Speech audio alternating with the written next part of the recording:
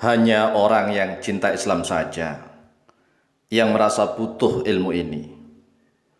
Cintamu palsu pada Islam. Karena cinta itu selain ungkapan dan pengakuan dengan kata-kata, cinta itu lebih butuh pada bukti, perjuangan dan pengorbanan. Apa bukti cinta kita pada Islam? Sekarang mari kita buktikan cinta dengan mengkaji ilmu-ilmu Islam. Walaupun toh hanya sekedar melalui channel YouTube, mari gunakan kesempatan.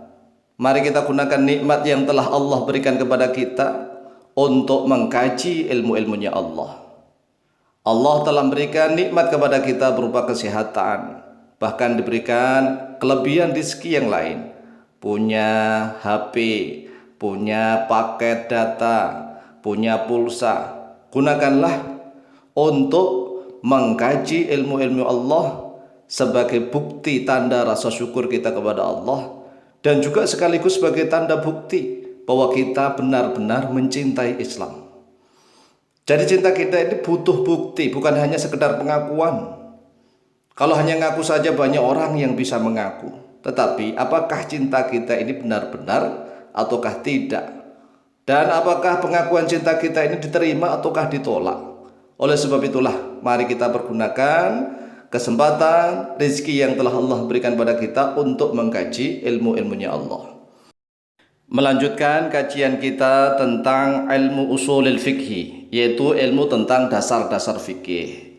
Ini jarang sekali umat Islam zaman sekarang yang tahu. Ilmu ini akan hilang kalau tidak dipelihara. Padahal inilah ilmu yang menjaga Islam, yaitu ilmu usul fikih. Oleh sebab itu, tunjukkan bahwa Anda mencintai Islam.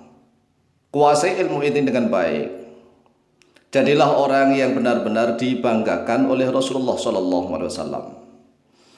Mari kita lanjutkan. Bismillahirrahmanirrahim. Al-ahkamu at-taklifiyatu khamsatun. Hukum-hukum taklifiyah khamsatun, yaitu 5. Apa sih makna taklif? Taklif adalah beban atau tanggung jawab, tugas. Kita ini diberikan tugas tanggung jawab oleh Allah sebagai manusia, karena manusia punya akal, punya otak, punya hati. Tetapi kenapa hanya dipakai untuk mencari makan, minum, cari makan, minum, tidur, berak, kencing? Tidak pernah digunakan untuk mengkaji ilmu-ilmunya Allah. Nanti kelak di yaumil qiyamah bagaimana kita bertanggung jawab kepada Allah? Jadi sekali lagi, hukum-hukum taklifiyah, hukum-hukum pembebanan, tanggung jawab, tugas dari Allah kepada manusia. Taklif dalam Al-Quran banyak yang sudah hafal ayatnya, la yukallifullahu nafsan illa usaha.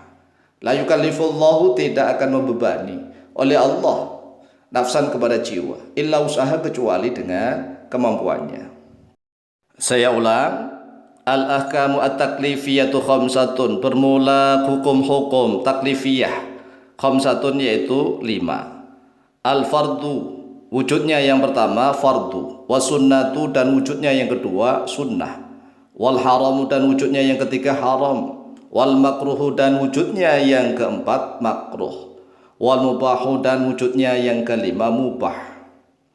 Sekarang kita akan menjelaskan tentang al-fardu. Al-awwalu al-fardu. Bermula hukum yang pertama al-fardu, yaitu fardu. Perhatikan. Al-fardu wal wajibu wal ruknu wal lazimu wal maktumu wal hajmu. Ini ada 6. Ada 6 lafaz ini yang bermakna sama. Al-fadun mutaradifatun bin ma'na wahidin inda jumhurin ulama'i. Jadi lafaz al-fardu, kata fardu, wajib, rukun, lazim, maktum, hatam, yaitu ada 6 lafaz. Ini bermakna sama. Al-fadun mutaradifatun, yaitu lafaz-lafaz yang sinonim. Sinonim bermakna sama. Bimaknan wahidin, dengan makna yang satu. Inda jumhuril ulama'i, menurut mayoritas ulama. Amma indal hanafiyati, adapun menurut madhab Hanafi, fal fardu ghair wajibin. Maka bermula fardu ghair wajibin, yaitu tidak wajib.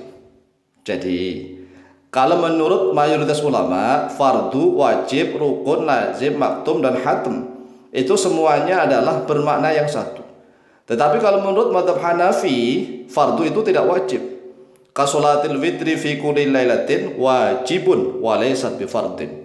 Seperti sholat witir di dalam setiap malam. Sholat witir di dalam setiap malam, bukan hanya Ramadan saja, tetapi setiap malam wajibun, yaitu wajib. Itu menurut mazhab Hanafi, wa laysat bifardin, dan bukan fardu. Lah, bagaimana sih perbedaan antara fardu dengan wajib menurut mazhab Hanafi? Qala al-Hanafiyatu, telah berkata oleh mazhab Hanafi, innal fardha ma thabata bidalilin qat'iyyin. Sesungguhnya fardu ma, yaitu sesuatu thabata yang telah tetap oleh dia, ma bidalilin dengan dalil, dengan suatu dalil qat'iyyin yang pasti, minal Qur'anil Karimi, dari Al-Qur'anul Karim, wal ahadithi an-nabawiyyati al-mutawatirati, dan dari hadis-hadis Nabi yang bersifat mutawatir. Jadi fardu menurut mazhab Hanafi adalah sesuatu yang telah tetap dengan dalilnya qat'i. Dalil qat'i itu apa? Dalil pasti. Dalil pasti yaitu dari Al-Qur'an Karim atau dari hadis-hadis Nabi yang bersifat mutawatir, tidak hadis ahad. Kalau ingin tahu hadis mutawatir dan hadis ahad, lihat di playlist Al-Mu'allim Center, playlistnya tentang mustalahul hadis. Sudah ada playlist mustalahul hadis, yaitu tentang istilah-istilah hadis. Lihat di Al-Mu'allim Center, kemudian cari di playlist mustalahul hadis. Kita lanjutkan ke qiraatil Qur'ani, yaitu seperti membaca Al-Quran fi sholati, di dalam sholat. Liqaulillahi ta'ala, karena firman-Nya Allah Ta'ala, a'udzu billahi minasyaitonir rajim, faqra'u ma tayassara minal qur'ani. Faqra'u, maka bacalah oleh kalian, ma, pada suatu tayassara yang mudah oleh dia, ma, minal qur'ani, dari Al-Qur'an. Jadi menurut mazhab Hanafi, membaca Al-Qur'an, surat apapun, ayat apapun, itu adalah fardu di dalam sholat. Hukumnya fardu. Tidak harus Fatihah, tidak. Yang penting surat apapun, begitu ya. Jadi kalau nanti antum menemui orang yang sholatnya nggak baca Fatihah, ya kemungkinan dia mengikuti mazhab Hanafi. Karena membaca Al-Quran di dalam setiap sholat itu fardu, tidak wajib.